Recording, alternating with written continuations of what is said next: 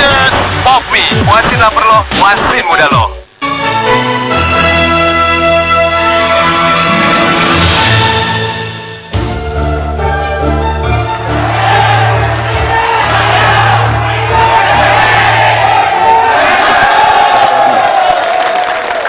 Kita kembali, saya berikan kesempatan pada...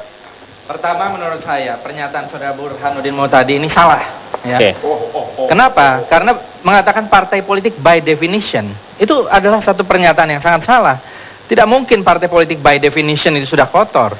Ya, partai politik adalah instrumen demokrasi. Yang membuat itu kotor atau bersih adalah orang-orangnya, para pelakunya. Begini gitu Bung ya. Vito, saya kira Bung Fadlizon agak kurang mampu memahami apa yang saya Anda mengatakan by definition.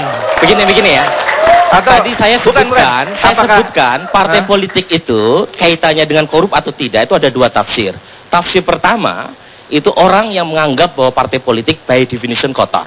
Sementara tafsir politik yang kedua itu yang menganggap partai politik itu hanya instrumen. Maksudnya mengasosiasikan partai politik. Karena itu yang pertama karena tadi Bung Vito menganggap yang pertama aja lah. Pernyataan yang pertama lebih menarik. Karena itu saya akan ungkap dulu. Ya. Rumus korupsi itu kan sederhana. Kalau ada monopoli kekuasaan plus diskresi pejabat minus akuntabilitas. Enggak, begini. Saat yang sama partai politik sejak era pasca Soeharto itu mendapatkan kekuasaan dan kewenangan yang luar biasa.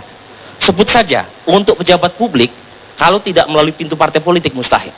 Saat yang sama ketika kekuasaan dan kewenangan itu meningkat, tetapi akuntabilitas dan transparansi partai politik lemah. Oke, saya jawab ya. Karena itu ya ketika pendanaan partai politik mahal, ongkos untuk kampanye mahal. Anda sudah mengatakan itu tadi. Biar saya jawab dulu. Jadi begini, kalau Anda mengatakan seperti itu, kita kan sudah memilih jalan ini, jalan demokrasi dan instrumen demokrasi yang salah satu yang paling penting adalah partai politik, gitu ya. Jadi tidak mungkin kemudian kalau partai politik itu by definition mau dikatakan kotor, untuk apa kita memilih demokrasi? Nah, karena itu, Bung.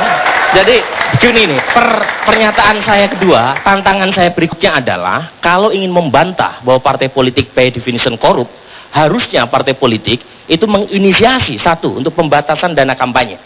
Dua, misalnya mentransparansikan urusan pendanaan partai politik. Dan ini sedang dilakukan. Bukan inisiasi revisi undang-undang partai politik, kemudian revisi undang-undang pemilu legislatif. Saya beberapa kali diundang DPR, selalu mentok di tangan beberapa fraksi bahkan di DPR. Kalau menurut saya bukan hanya pada proses, tetapi juga ketika menjadi anggota DPR sudah selayaknya, saya kira tidak usah reinvent the wheel ya. Tapi bagaimana di negara-negara yang maju demokrasinya, mereka juga melaporkan, anggota DPR juga melaporkan kegiatannya secara rutin dan keuangan yang dipakainya juga secara rutin gitu ya. Kenyataannya, boleh saya masuk ya?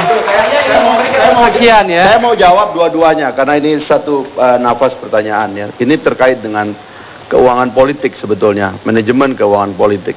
Kita tahu bahwa ada persoalan di situ. Tadi Burhan secara ilmiah sudah mengungkapkan. Tapi sayang ketika menemukan solusi tidak menonjol, tapi sinismenya yang berlebihan ya. Kalau dari dua ini, saya kira Fajrul lebih sinis lah dari Burhan ya.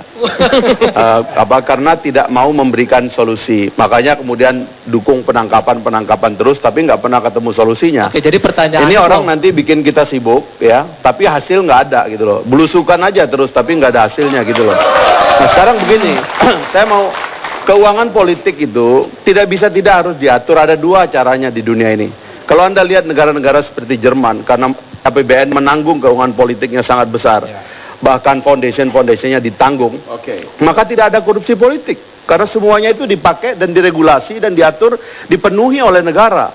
Tapi ada cara negara-negara lain, seperti misalnya Amerika Serikat, dia membolehkan adanya donasi, tetapi diregulasi secara ketat. Itu kesadarannya adalah karena keuangan politik tidak kecil. Nah kita ini sudah tahu keuangan begitu besar tapi tidak pernah mau diatur.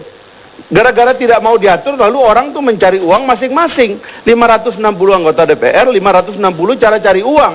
Habis itu nanti ditangkap-tangkap. Kan yang salahnya di mana? Regulasi keuangan. Saya 4 kali menginstruksi Menteri Keuangan. Kabinet SBY yang pertama dan kabinet yang sekarang menginstruksi agar Pak SBY mengatur regulasi keuangan secara transparan, termasuk bagaimana uang itu didapat, bagaimana uang itu digunakan, bagaimana uang itu diperiksa dan diaudit, tidak ada perubahan dalam regulasi keuangan kita. Nah, harusnya ke situ kita fokus gitu loh, supaya jangan Anda maki-maki partai politik, Anda jangan memaki-maki demokrasi, sebab kalau Anda melakukan itu sama dengan Anda mau mengundang kita ke masa lalu. Tidak ada yang memaki-maki partai politik. Yang kita sudah tinggalkan itu gitu loh.